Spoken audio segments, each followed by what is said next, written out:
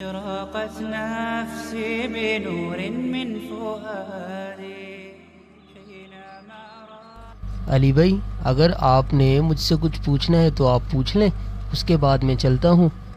جی عمر بھائی، میں نے ایک سوال کرنا ہے۔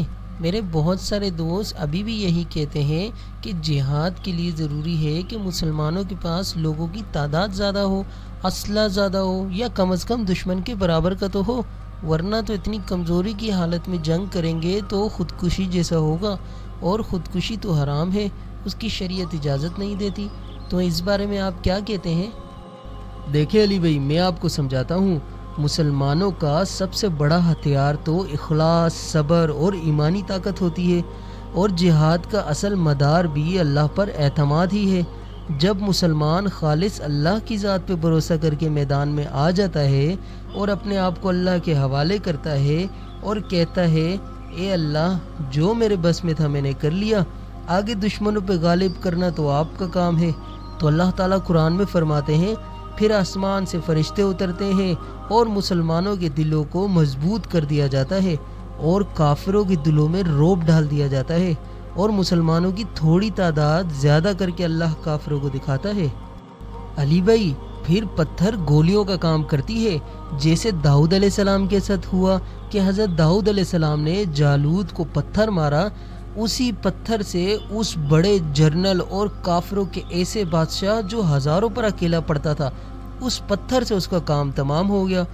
پھر مٹی بارود کا کام کرتی ہے، جیسے کہ بدر و حنین میں آقا محمد صلی اللہ علیہ وسلم کے ساتھ ہوا کہ آپ صلی اللہ علیہ وسلم کی مٹھی بھر ریت سے کافروں کی آنکھیں چندی آ گئی، مطلب آج کی زبان میں اس مٹی نے کافروں پر شیلنگ کر دی تھی۔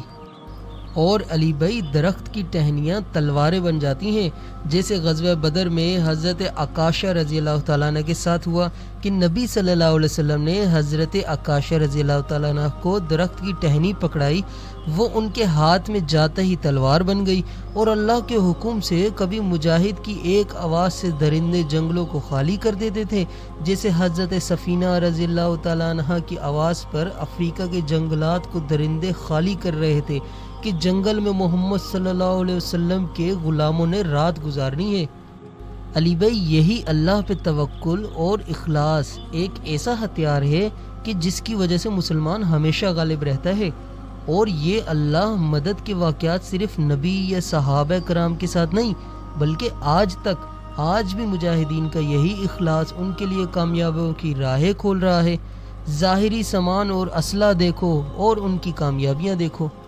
علی بھائی، آپ آج کے مجاہدین کو دیکھو، روس جیسی سپر پاور کا مٹھی بھر مجاہدین کے ہاتھوں تباہ ہونا دیکھو، پتھروں سے ٹینک کو آگ لگ جانا، خالی ہاتھ مجاہدین کا مسلح روسی فوجیوں کو گرفتار کر کے لانا، مجاہدین کے لیے پرندوں کا جہاز کے حملے سے پہلے اطلاع دینا، اور صرف دعائیں کرنے سے طیاروں کو، ٹینکوں کو تباہ ہو جانا، اور جنگ میں بالکل اجنبی لوگوں کا مجاہدین کی طرف سے لڑنا، جس کا اقرار خود روسی فوجیوں نے کیا۔ ان سب باتوں سے یہی ثابت ہوتا ہے کہ مجاہدین کی حفاظت اللہ کی آنکھ کرتی ہے، کیونکہ اللہ نے فرمایا، اللہ ایمان والوں کا مولا اور مددگار ہے، اور کافروں کی کوئی مدد نہیں ہے۔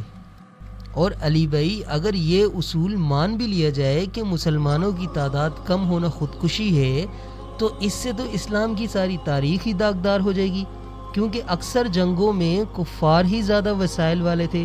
کیا آپ کو معلوم ہے حضرت طالوت علیہ السلام کے جیش کی تعداد 313، جبکہ مقابلے میں لاکھوں کی فوج تھی؟ جنگ بدر میں 313 مسلمان اور کافر 1000، جنگ احد میں 700 مسلمان اور کافر کتنے تھے؟ 3000۔ غزوہ خیبر مسلمان 1600 اور کافر 20,000 تھے۔ چلو مان بھی لیا جائے اگر تعداد کم ہو تو جنگ نہیں کی جا سکتی، تو اس کا مطلب مسلمان ہاتھ پہ ہاتھ رکھ کر بیٹھ جائیں؟ جبکہ اللہ نے تو کہا ہے کہ دشمن کے خلاف اپنی استطاعت کے مطابق تیاری کرو، یعنی جتنی استطاعت ہے اتنی تو تیاری کرو۔ کیا آپ کو معلوم ہے اگر کسی مسلمان نے اسلحہ چلانا سیکھا اور بعد میں بھول گیا تو وہ مجرم ہے؟ حدیث میں نبی صلی اللہ علیہ وسلم نے کیا فرمایا، جس شخص نے اسلحہ سیکھا اور پھر چھوڑ دیا یا بلا دیا، وہ ہم میں سے نہیں۔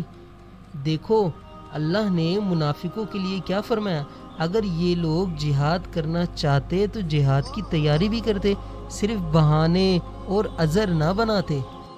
عمر بھائی، ہمارے بزرگوں کے بارے میں یا علماء کرام کے بارے میں مجھے مثال دے کر سمجھائے نا۔ کیا آپ کو معلوم ہے علی بھائی کہ جب انگریز کے خلاف جہاد کرنے کے لیے حاجی امداد اللہ مکی صاحب اور دوسرے علماء مشورہ کر رہے تھے تو مولانا قاسم نانوتوی صاحب نے فرمایا کہ کیا وجہ ہے کہ آپ دشمن سے جہاد کو فرض بلکہ جائز بھی نہیں فرماتے؟ تو مولانا محمد تھانوی صاحب نے فرمایا کہ ہمارے پاس اسلحہ نہیں ہے بلکہ بالکل ہی بے سر و سامان ہے ہم تو نانوتوی صاحب نے کیا کہا اتنا بھی اسلحہ نہیں جتنا غزوہ بدر میں مسلمانوں کے پاس تھا۔ اس پر تھانوی صاحب خاموش ہو گئے۔ اس پر حافظ ضامن شہید نے فرمایا بس مولانا، بات سمجھ آ گئی۔ علی بھائی، میں آپ کو ایک حقیقت بتاتا ہوں۔ جب انگریز نے دیکھا کہ سب علماء جہاد کی بیعت کر چکے اور علماء گلی گلی کوچوں میں لوگوں کو جہاد کی دعوت دینا شروع ہو گئے تو انگریز کو اپنی شکست نظر آنے لگی۔ تو انگریز نے مرزا غلام قادیانی ملعون کو کھڑا کیا اور نبوت کا دعویٰ کروایا۔ پھر مرزا قادیانی نے پمفلٹ شائع کیے جس میں لکھا ہوا تھا کہ لوگوں، تمہارا ایک امیر نہیں ہے، تمہارے پاس قوت بھی نہیں ہے، تم پر جہاد فرض نہیں ہو سکتا کیونکہ ایک امیر کے بغیر جہاد فرض نہیں ہوتا۔ اس لیے علی بھائی، یہ سارے تو بہانے ہیں جہاد نہ کرنے کے۔ جی عمر بھائی، مجھے اب آپ کی بات بہت اچھے سے سمجھ آ گئی ہے الحمدللہ۔ آپ کے وقت کے لیے بہت بہت شکریہ، جزاک اللہ عمر بھائی۔ تو علی بھائی چلے، میں چلتا ہوں، خدا حافظ۔